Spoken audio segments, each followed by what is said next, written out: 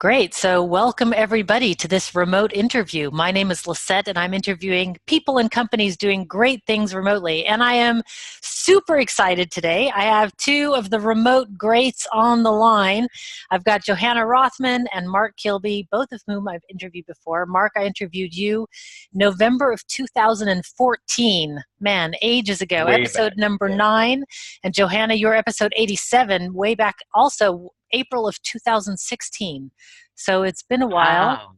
And we've Yeah. all written books since then, but you guys have just come out with From Chaos to Successful Distributed Agile Teams, your latest book. And so I wanted to interview you about this book. I think it's really important. The Agile community has needed a book like this for a long time. And I've read it and it's excellent. So I'll recommend it already and we'll recommend it a few times. But let's start with the first question, which is not about your virtual office this time. It's why did you write the book? Oh, and I should say I'm going to be just asking questions into the group. I don't know who to direct them to, so I will leave it up to you guys to jump on which one. So usually I pick collaborate. somebody. Okay. Yeah. Oh, Yeah. yeah, I figured we can handle that. All right, so the Yeah. first question is, why did you write this book? So, can I start? Okay. So in Agile 2017, I was meandering to the last session on Friday morning. Mark was meandering, so we walked together, and I said, Mark, did you see anything interesting or new or valuable about distributed Agile teams? And he said, not really. And I said, would you like to write a book with me? Okay, now you take it. And so Johanna thinks I did a long pause. I remember it as being about half a millisecond pause to say, yes, let's write the book right now because this community needs it. So that's how we got started. And Lisette, you might remember that the year before at the Agile 2016 conference, we had that experimental session around distributed teams, and you connected in, and Pilar and some others from our virtual team talk community. It was messy. It was fun for some, maybe not for all, but it showed some of the challenges, but also some of the possibilities. And with all of that experience that we had, we felt it was time to write this book. So the book is called From Chaos to Successful Distributed Agile Teams, and you've made a very conscious choice to use the word distributed over remote or virtual. And I want to ask about why did you decide on this particular vocabulary? So it turns out that a lot of people don't realize that they are part of a distributed team. They think that they are co-located. And if you look at the Allen curve, it's only 30 meters, right, distance between people. So if we had said remote, they might think, oh, somebody is in their home office versus other people in the regular office. If we had said virtual, that means people might work from anywhere, but distributed, well, we're hoping that people start to realize almost every single team I meet is a distributed team. They are more than 30 meters apart. At least somebody is more than 30 meters apart. Yeah, so how likely is it, if you're on one floor of a building and some of your colleagues are on the next floor, are you really going to go up those stairs sometimes to collaborate? Sometimes not. It's human nature. So that's where that Allen curve is important. If you get past that 30 meters, people tend to look for other ways to reach out, if at all. And sometimes if it's out of sight, out of mind is the old saying, and it's easy to be out of mind when you can't see each other. That's true. It's like I'm thinking back to the days when I worked in a big office where we had different floors. And at the time, so this is 25 years ago. Oh, I'm getting older to be able to think about it was like 25 years ago. Still, 25 years ago, it's we didn't have all the same, you don't instant message somebody at that point. You would actually just go to their floor or call their telephone, but usually just go to their floor. But given the technology now, I would totally not do that. I would, of course, instant message because I've got work to do, and instant messaging is way faster. So the technology really plays a component, I think, in the ability, clearly, for the ability for people to do that. So the big question then is, can distributed teams be agile? And the answer is, it depends. It depends. Yeah, the classic consultant. I was going to say, you guys have, you got this down. Yeah. Okay. So yeah, as we talk about early in the book, we talk about the hours of overlap, and when you have individuals on the team that can achieve those hours of overlap, and we find 4 is usually a minimum. You can for an Agile team. For an Agile team, yeah. So you can collaborate using Agile practices with that overlap. You start getting beyond that, you might have to do something else, and that's why we tackle that early on in the book, what that something else might be. And I'll let Johanna talk to that. So yeah, so what you didn't say, Lizette, is the subtitle, which is Collaborate to Deliver. And we felt very, very strongly, right? So Mark and I wrote this book as a distributed Agile team, and we actually lived all of these principles in the book. So the first thing is the hours of overlap. If you don't have enough of them, you cannot be really an effective Agile team. You might be able to do something else. And then there are 7 other principles which, to be honest, apply to any Agile team. What is it about the 4 hours of overlap that is so important for Agile teams in particular? Go ahead, Johanna. Go ahead. You can see we're both ready to jump in on that one. So the interesting thing about Agile, and some of your listeners may not be familiar with this, I know you have some that are, but those that aren't, is it really emphasizes communication and collaboration. So just like we're on audio and video here, we can see each other's reactions to what we're saying. We can coordinate who's talking. We can talk about different ideas and cue those up and say, no, let's put those off to the side. So doing all that very efficiently in a very natural way is what Agile emphasizes. So having this 4 hours for a team to sync up each day on where are they with the work and with the commitments they've made around the work, and what do they need to do about it. In some cases, it might mean individual work. They might decide, okay, we don't need to collaborate right now, or we want the option to collaborate. Maybe somebody's wrestling with a problem and 2 people need to get together to collaborate. Or maybe somebody has a whole new approach to reach a goal, and we need to get the entire team to discuss it and say, all right, do we see any problems with this approach, or should we look at other options? So having that option of half of your workday to collaborate is what we find is key for Agile teams. And I think in my experience, a big part of a successful Agile team is that real collaboration on the work, now not just on the features of the stories, but also on the process. So Mark and I certainly did some things separately. Images, for example, right? We did not actually work on those together. We would talk about what they needed to be, and then each of us did our own thing and then brought it to the other so that the other could see. And I learned a lot about images and layers and stuff. But in an Agile team, it's almost more important for the entire team to understand what everybody understands. So if you have experts on an Agile team, you often discover that the team goes much, much more slowly than they think that they should, right? That should thing. They often discover that somebody wants to go on vacation and they cannot even do anything over in that section of the code. And that really challenges the whole notion of how do we have throughput, a reasonable stream of throughput through this team. Because we don't want anybody to kill themselves for the sake of the team, or the sake of the product. That's not the point. We want a sustainable pace. We want everyone within some boundaries, probably, to understand how everything works.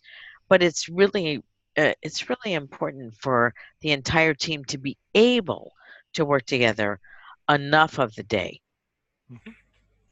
To actually collaborate together and to have that time where if you have questions, to get together and just really hash something out. And I can totally see that.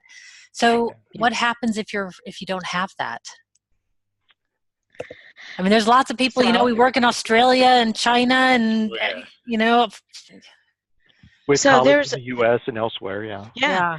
So there are several alternatives. One is to literally hand off the work. So in my previous session with you, Lizette, I actually said, start the work from the east. Right? And I remember you saying, oh, that's an interesting thing, right? But if you start the work from the east and have the work move in handoffs, that might work very well. If you are not able to start the work in the east for some reason, what would it take for you to do that and then have handoffs? And what if what if some people can work together for these 2 or 3 hours, and some people for these 2 or 3 hours, some people for those 2 or 3 hours? Well, then you might have the work move from east to west in clusters, and that also works. And then, I mean, if you have no hours of overlap, we actually say, don't use an agile approach. Yep. Use everything you know that works in an agile approach, but don't try and force fit a change of culture, a change of approach onto a system that does not allow it to flourish. Yeah, that's when you get those crazy situations where somebody in another location will be up at 3 a.m. for the stand-up meeting. Why? That doesn't make any sense. Yeah, my husband would divorce me if I started doing that. Yeah. Well, exactly. Yeah. So we do talk about co-pilots and time shifting and time splitting. I mean, there's lots of ways to do what you can, but maybe an agile approach is not right for your team. It sounds like you can pick and choose from the approaches that work for your team. Just don't call it agile.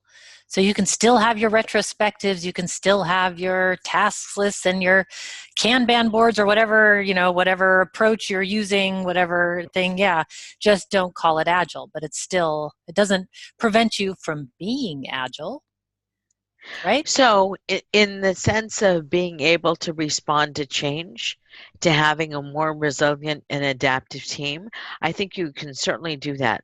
Mark has been talking about and writing a bunch of facilitation techniques and notes, and this is me nudging him for the next book. For the next one.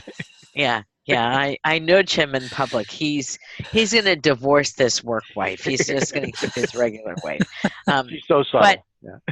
Yeah, subtle. Not me at all. Not me.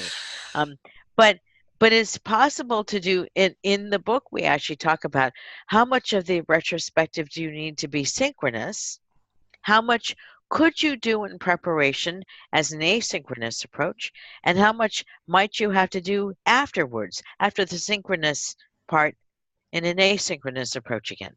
So for teams with no overlap, if you have, one of the teams I coached a while ago had a guy in China and a guy in Vietnam, and all of these guys are generic, by the way. Some of them were women.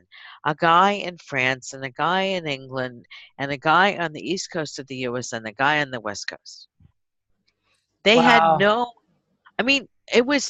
they could not collaborate. So that's and I didn't know enough about what Mark was doing back then, but I knew enough to say, how much of the retro can you do in an asynchronous way? And how often can you meet as a team to sync up as a team, maybe once a quarter? Right? How will the company spend the money so that you can actually succeed over the longer period of time? Who was this book written for in particular? What was your target audience with this? So there were a few different audiences. So certainly for the teams and those who lead those types of distributed teams. But it could be a distributed team that might have been struggling and looking at Agile as a way to improve how they work together. Or it could be a brand new team where the team members had done Agile before, but now they're coming together as a distributed team, and they're trying to see how can we take the Agile approaches we were successful with as a co-located team, and now that we're distributed, how do we make that work? So we definitely had those two audiences in mind. And then a third is equally important. What about the executives and senior leaders who help support all of this? What do they need to put in place? So that's where that last chapter comes in. Okay, so I definitely want to talk to that, but on my notes, one of the things that I've written down is I wanted to talk about working agreements. So I'd like you to state what you have in the book, but then also I understand that writing the book together, you also set up your own set of working agreements, which makes sense, right? Because you need to have a level of understanding. So let's dive into, and I think that they're, as you know, I think they're extremely important. I think it's a must-have for any distributed team. I think it's a must-have for any team, but especially a distributed team. Yeah, absolutely. So what do you just tell our audience a little bit about what you discuss a bit in the book about working agreements for distributed Agile teams, and then I'd love to hear about what you guys had in place for yourselves. So, as you said, for any team, you need to explore not only skills but work preferences, and I think you even cover some of this in your classes and what you cover, Lizette. Yeah, for sure.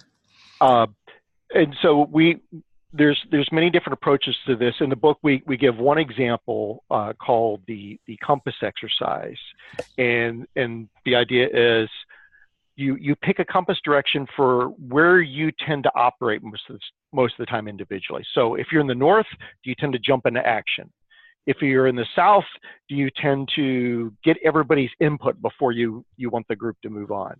If you're in the east, do you like to know what the big picture is? What's the why? Why is this team together and why are they doing this?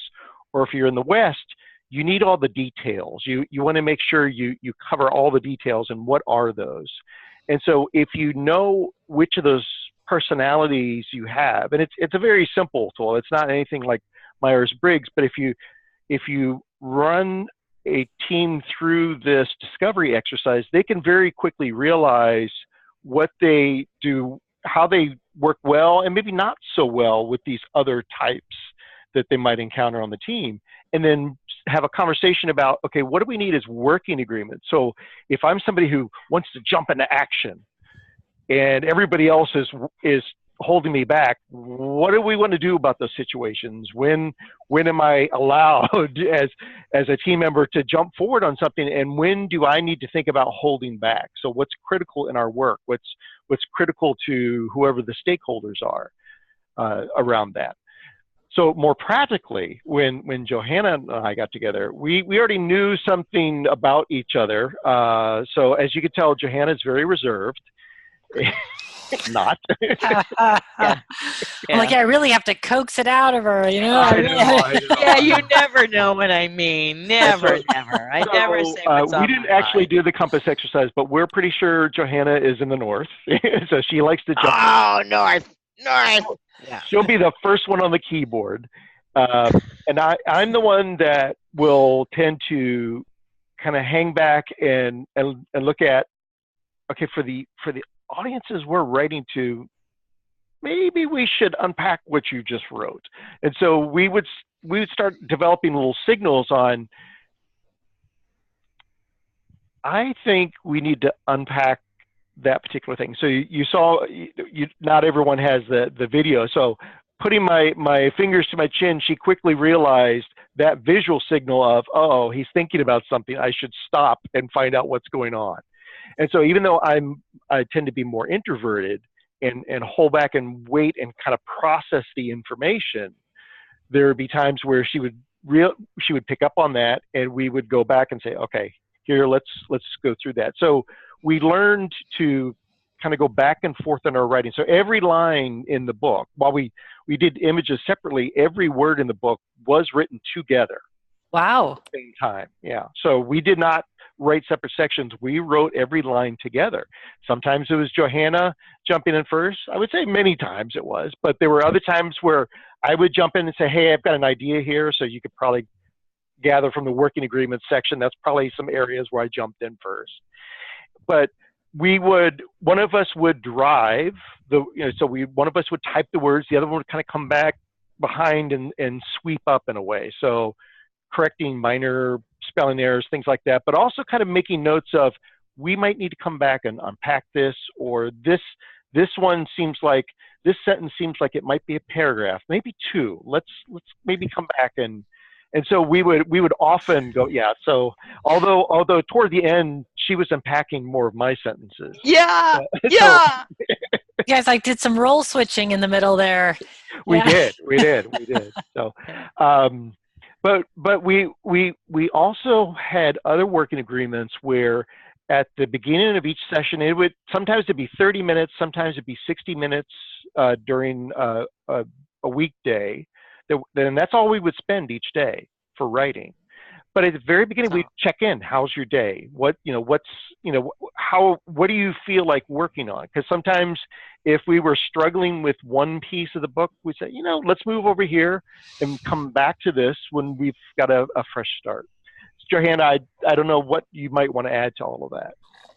So I think that the interesting thing about our sustainable pace is that we also recognize when we were fresher and when we were not so fresh. So there were times when we could only meet in the afternoon, and I would start to yawn, and Mark would say, maybe you need a nap, because it was often the days that I have physical therapy or I worked out really hard at the gym were often Tuesdays. So if we only got together at 3 o'clock on Wednesdays, he could see that I had worked out really hard.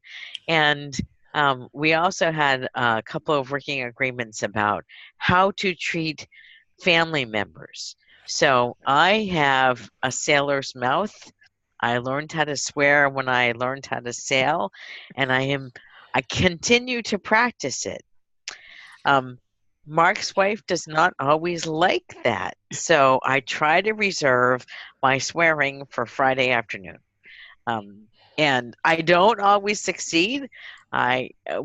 Before we got on and we started to record, I actually said a bad word. So you're welcome to do it on the podcast, by the way. It's not. No, I actually have rules about when I wear a microphone.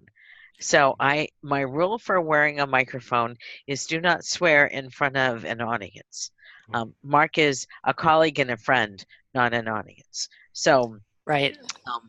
But that was the way we managed some of our interpersonal skills. That is really important. I think people don't think about that often when you're working remotely. You have, of course, your family that's coming in, or people interrupting. The cat walks across the keyboard, like these random thing happens. And then, indeed, some people are very sensitive to language. Some people are, so, and then you want to be respectful of everybody's needs and what they need. So it's good to just work that out. Did your working agreements, did you actually sit down in the beginning, or I'm assuming they evolved over time? They mostly evolved over. There was a few we came up with early on, but they mostly evolved over time. Yeah. And did you record them anywhere? Not until we wrote about it almost a year after we started. So we had to. So we submitted a paper to last year's Agile conference, and we said, okay, when did we come up with this? And so we actually had to go back and think about when we came up with one. One of the ones we came up early on, and it wasn't really a discussion, it was sort of a evolution, was keeping it fun. So it would not be unusual for one of us to make a snarky remark while writing something, or the other one was writing something. So just to see if we could get the other one to crack up. And so just by keeping it fun, I think we really enjoyed coming together for each writing session because of that. Well, and I think that the only other real agreement we had at the beginning was that we would try and write every day. Yeah. not for more than 30 or 60 minutes, but to keep the momentum up. I mean, you've written a book, you know what this is like.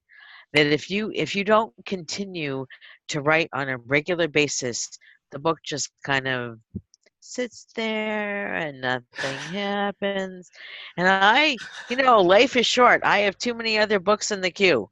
Get this one done. Go on to the next book. I know Mark is laughing. Which is what I was hearing for the last 2 months. It's like, I've got other books. I got to finish this one. Yeah. I'm laughing because I finished the book and I thought, never again. Hashtag never again. You're like, let's do the next one. I was like, oh my God, no. Yeah. Everyone is different, and you might not need another book for your career, but I have so much to say. Well, yeah, and you have a lot of experience in consulting and managing different agile teams. So and you're a natural writer, so it only makes sense. I mean, I discovered I'm not a natural writer. It doesn't. I mean, I can write things, but some people really enjoy it. I had this romantic vision of cappuccinos and forest log cabins, and it was not like that. Oh, my first couple of books were not. I am not a natural writer. I am a natural talker. Yeah, I have learned how to write. So we're getting to the end of the time. Oh, we're already at the end of the time, really. But I still have some questions. So I want to ask about the title in particular. So from chaos to successful distributed agile teams. Why from chaos? Because everyone is familiar with the chaos part. So we wanted to recognize many people struggle in these distributed or remote environments.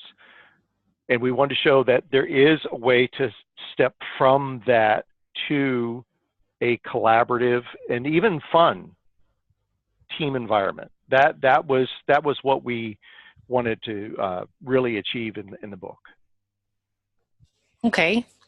And in the Agile community, I mean, there is really a big discussion still, I don't know if it will ever end, of whether teams can be distributed as well as being Agile. And we discussed this, of course, in the very beginning, which is it depends. It depends on the team. But let me just I'll reframe it as this. If you were to give advice for people who are just starting out, what would you give them? And maybe I'll ask this way. This time I'll direct it at Johanna first. So there's a couple things. If you can, I would love it if people got together for 2 weeks. 1 week to understand how to work together as a team. So they would swarm, they would mob, they would collaborate in some kind of a way, at minimum pairing, but they would actually work together for an entire week and then do a little retrospective and say, how can we apply what we learned to working in the same place but with our distributed technology for the second week? And then you could do an experiment every single day, do a little retro, maybe at noontime, maybe at the end of the day, right, a couple times a day, and say, what do we need to do if we are no longer with each other? How does our work need to change? Way too many managers think that that's a very expensive time. It costs a lot of money to put people up for 2 weeks. There's airfare, and that's true. And if you can reduce your cycle time from 2 weeks per story to a day per story, you will gain back that time within the first month of your team working, right? So that you no longer have these long projects that take forever that nobody can stand anymore. And then at the end of it, somebody takes the ball and says, I'm just doing this because I can't stand it. And then nobody else knows what's going on.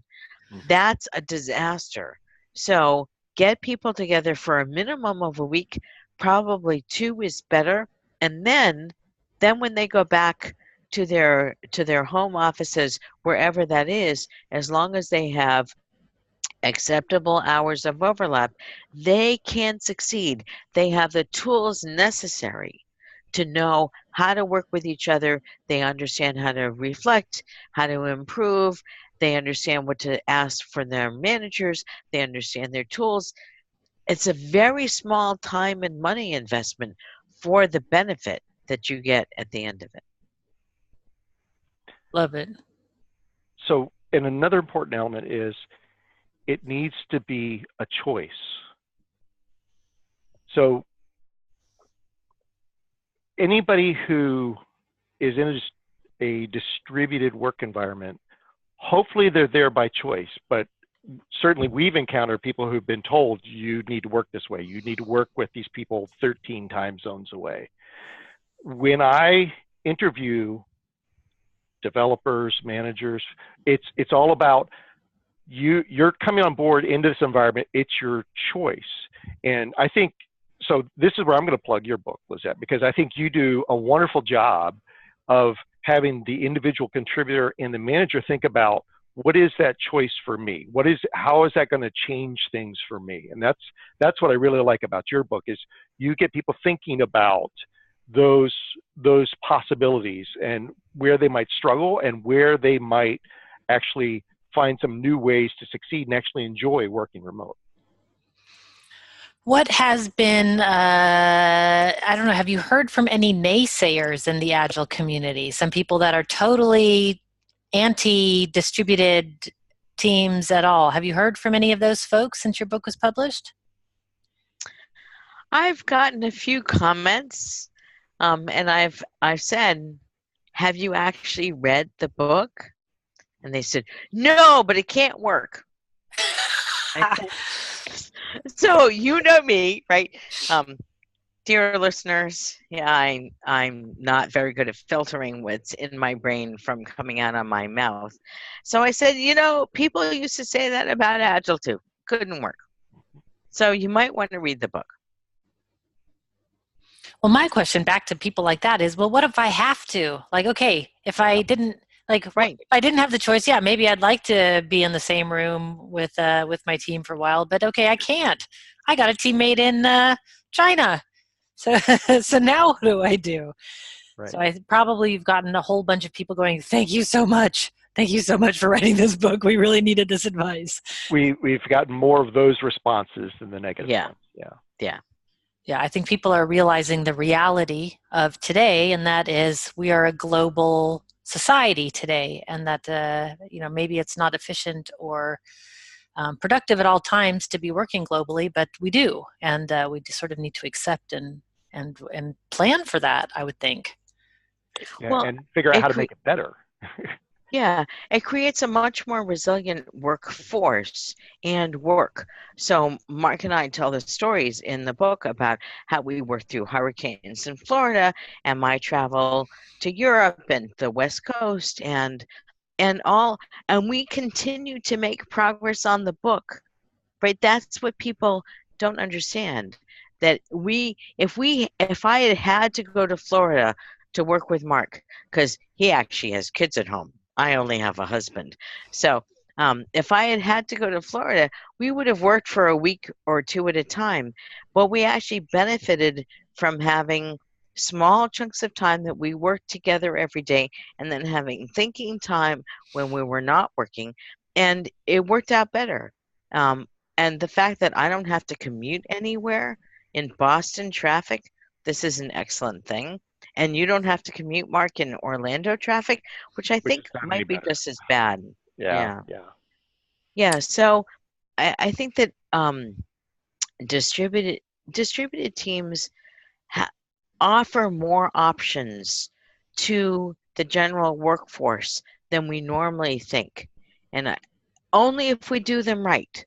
Right? Everyone has to have access to all the tools and technology. Everyone has to be an equal partner on the team. I mean, we talk about all that, but it's really important to say this is a reality. How can we make it work better? Right. Given all the choices that we have these days too, because again, technology is no longer in the way. It's usually bandwidth. It's an internet connection somewhere, but the tools certainly exist to make it fairly seamless, and they get better every day. It is very exciting.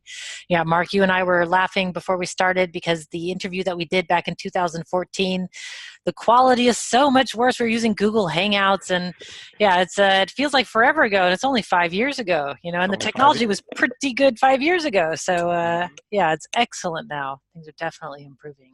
Yep, definitely. Okay, we're reaching the top of the hour. Is there anything that you would like to put forward from the book that I didn't cover? I mean, and so I'll put that out there to think about for a second, like any topic that we should talk. But one of the quotes that I really liked, and it's a very basic one and sort of the gist of the book, but what I really liked was he said, "Agile approaches can help distributed team members respond to change." And I think for any company out there, that is the name of the game. It's innovation, it's change, it's a VUCA world, and then how do our teams respond to that? And I mean, I'm working with companies right now where just setting up a training can take 6 months to set up a training. And I just keep thinking, my God, what kind of work are you guys producing over there that to schedule a training costs 6 months worth of time? Yeah. So yeah, things, that seems like a little bit ridiculous. So I really like that. Agile approaches can help distributed team members respond to change. And I think that's really at the crux of things, is using these approaches in order to respond to change. That's what companies need to do. So with that, though, is there any chapter in the book or any section out of every chapter that looks like there's 11 chapters in the book and some appendices with tool sets and your Compass activities? It's really a rich book in terms of content information. But anything you'd like to highlight before we sign off? Mark? So I think what I would highlight is really in the introduction. So we talk about the mind shifts that people need to make. Just like when people went from traditional software approaches to Agile, we had to start thinking in different ways. It's the same thing when you're shifting from an office to an online setting or a distributed setting. So you have to think about that how do I stay in communication with my distributed team? How do I connect with them?